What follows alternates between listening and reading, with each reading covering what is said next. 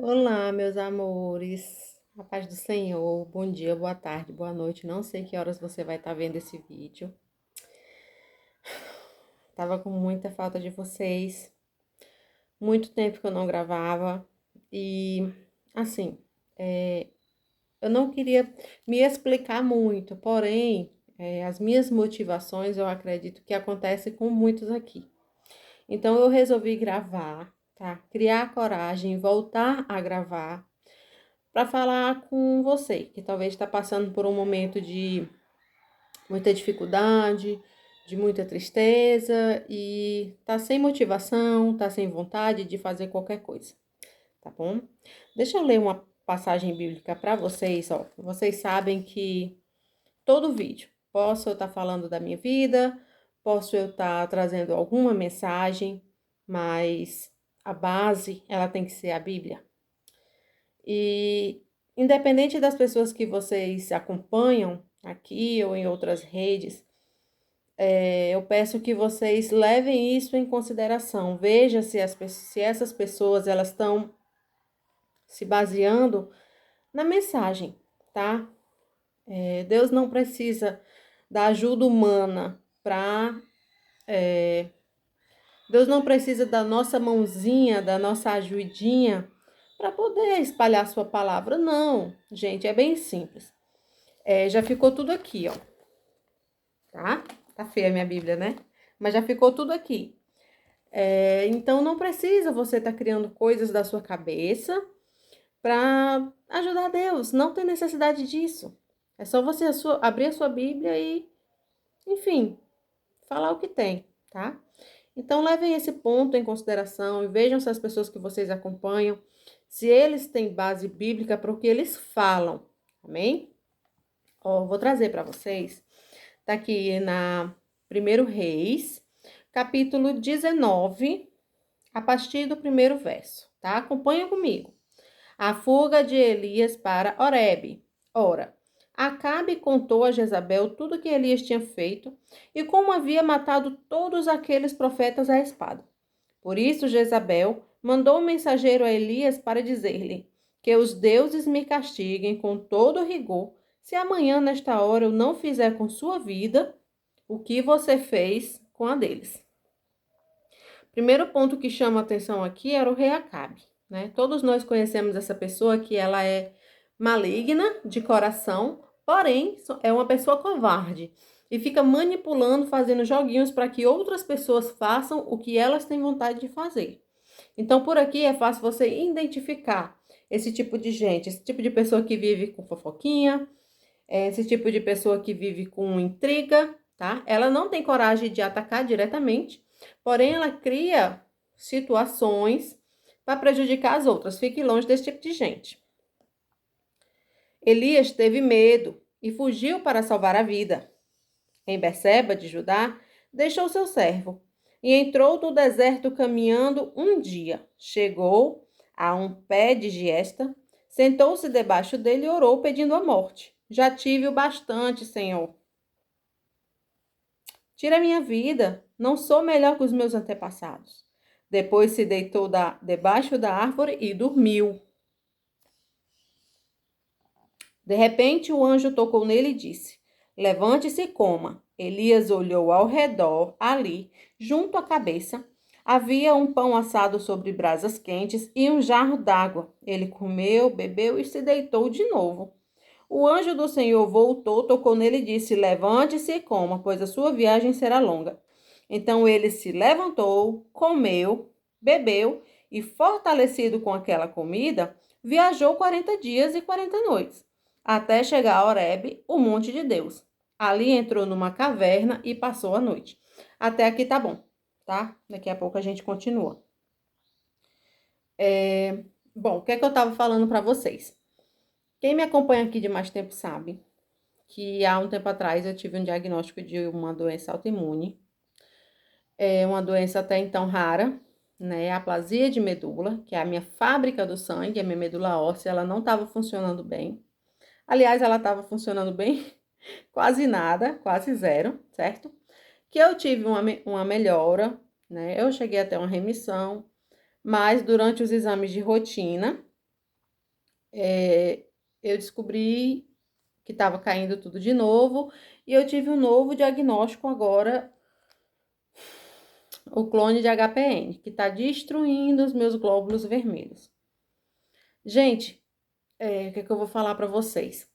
Eu tava tão cheia de fé, tá? Nessa minha remissão, eu tava com tanta fé que eu ia conseguir aqui chegar para vocês e dar o meu testemunho, mas não era o momento de Deus ainda, sabe? Eu tava contando que eu ia conseguir chegar aqui e ia poder dar o meu testemunho, mas ainda não era o tempo de Deus, eu ainda descobri esse novo diagnóstico. E eu acho que a última vez que eu gravei foi em abril, a gente já tá em setembro. E onde é que eu tava, gente? Eu tava na caverna. Assim como Elias. O profeta Elias, ele era um ser humano, apesar de ser um profeta, e ele sentiu medo, a palavra é bem clara, a palavra não mente e nem omite coisas, porque a gente precisa saber, tá? Sentiu medo, assim como eu também senti medo, senti tristeza, senti desânimo, achei que o que eu vinha fazendo era inútil, não tinha. Eu não via sentido naquilo.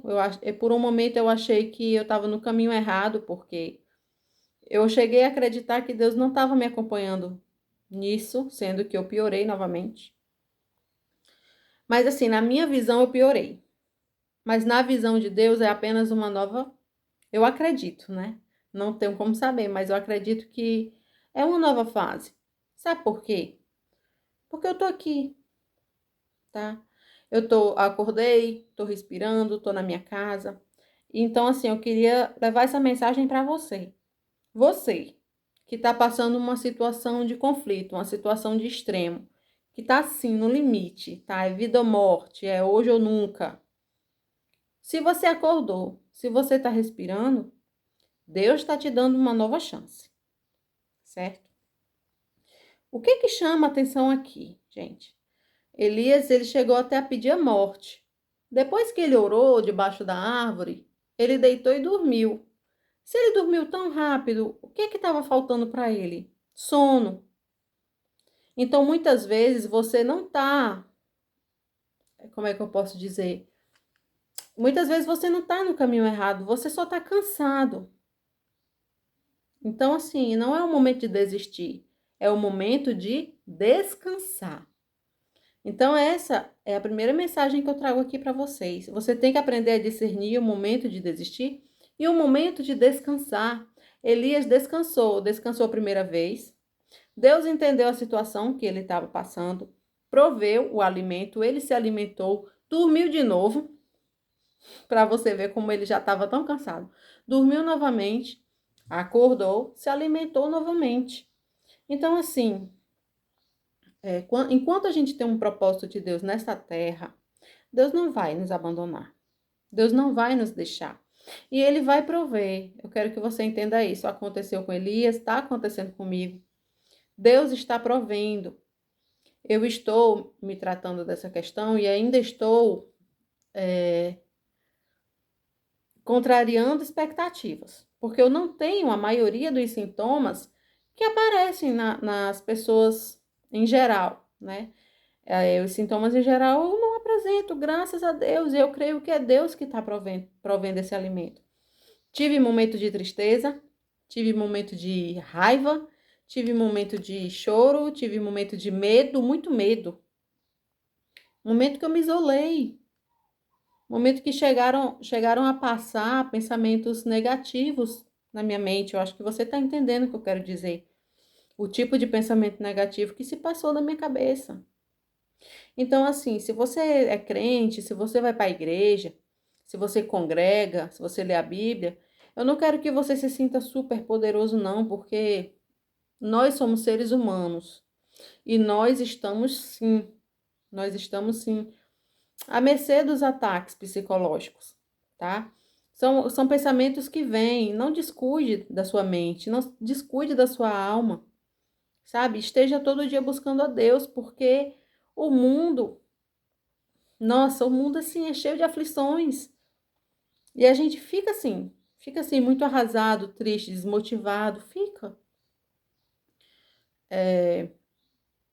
Tá até aumentando casos de SUI, né? Acho que você entende, entre pastores, pessoas da igreja. Por quê? Porque essas pessoas, elas vivem sempre cuidando dos outros e olham um pouco para elas, tá? Então, assim, se você hoje, principalmente se você é um líder, se você vive fazendo uma obra missionária, se você está sempre cuidando das almas das pessoas, olhe um pouco para você também, tá? Porque nós precisamos nos cuidar, nossa mente, nosso espírito, para poder cuidar dos outros, para poder fazer a obra, sabe? O ataque é tão grande que a gente chega a duvidar que Deus está com a gente no barco, não. Mas Jesus está no barco. Não deixe de crer. Então vamos seguir o exemplo do profeta Elias, tá? Se você está triste, se você está desanimado, descanse, tire uns dias para você. Mas não é momento de desistir. Enquanto a gente está aqui de pé nessa terra, a gente tem que ir até o fim. Tem que lutar e tem que buscar. Amém? Continuando. O Senhor aparece a Elias. E a palavra do Senhor veio a ele. O que você está fazendo aqui, Elias? Ele respondeu: Tenho sido muito zeloso pelo Senhor, o Deus dos exércitos. Os israelitas rejeitaram a tua aliança, quebraram teus altares e mataram teus profetas à espada. Sou o único que sobrou e agora também estão procurando matar-me. O Senhor lhe disse: Saia e fique no monte na presença do Senhor, pois o Senhor vai passar. Então veio um vento fortíssimo, se separou os montes e esmigalhou as rochas diante do Senhor. Mas o Senhor não estava no vento. Depois do vento houve um terremoto, mas o Senhor não estava no terremoto. Depois do terremoto houve fogo, mas o Senhor não estava nele. E depois do fogo houve um murmúrio e uma brisa suave. Quando Elias ouviu, puxou a capa para cobrir o rosto, saiu e ficou à entrada da caverna. E a voz lhe perguntou: O que está fazendo aqui, Elias? Ele respondeu: Tenho sido muito zeloso pelo Senhor, Deus dos exércitos. Os israelitas rejeitaram tua aliança, quebraram teus altares e mataram os teus profetas. A espada, sou o único que sobrou e agora estão procurando matar-me. O Senhor lhe disse: Volte pelo caminho por onde veio e vá para o deserto de Damasco. Chegando lá, unja Azael como rei da Síria. Unja também Jeú, filho de Nice, como rei de Israel. Eliseu, filho de Safate, de Abel-Meolá, para suceder a você como profeta. Jeú matará todo aquele que escapar da espada de Azael, e Eliseu matará todo aquele que escapar da espada de Jeú. No entanto, fiz sobrar 7.000 em Israel, todos aqueles cujos joelhos não se inclinaram diante de Baal, e todas aquelas cujas bocas não o beijaram. Até aqui já tá bom. O que Deus ordenou? Primeira coisa que a gente observa. A presença de Deus não estava no fogo, não estava no vento, não estava no terremoto. Então, tudo isso aí que você está passando pode ser muito difícil, mas não é ainda. Não é Deus falando ainda. Não é o momento de você desistir. Não é o momento de você parar. Descanse. O que Deus ordenou para Elias? O que ele está ordenando para a gente? Voltar pelo caminho onde a gente veio. Então, eu estou voltando pelo caminho por onde eu fui. Passei um tempo aqui amedrontada, assustada, temorosa, mas não é tempo de parar, não é tempo de desistir. Foi tempo de descansar, vai ter tempo de descansar, mas enquanto a gente não termina a obra que o Senhor ordenou, a gente não pode parar. Então, assim, eu não sei qual é a sua luta hoje. Eu não sei se é o seu trabalho, o seu emprego, se é a sua família, eu não sei se é o seu ministério. Mas se você tem uma missão, se você tem uma obra e alguma coisa mal resolvida, no meu caso, ainda é a minha saúde, e eu creio que Deus vai dar o meu milagre, não vamos parar, tá? Não vamos desistir. Não vamos deixar a metade do caminho aquilo que Deus reservou para nós. Então, estou encerrando aqui. Eu espero ter sido clara, poder ter ajudado alguém, ter levado esse ensinamento, né, esse testemunho. E eu creio que logo, logo eu vou estar aqui gravando o meu testemunho da minha cura para a honra e glória do Senhor Jesus. Amém? Fiquem com Deus, na paz do Senhor.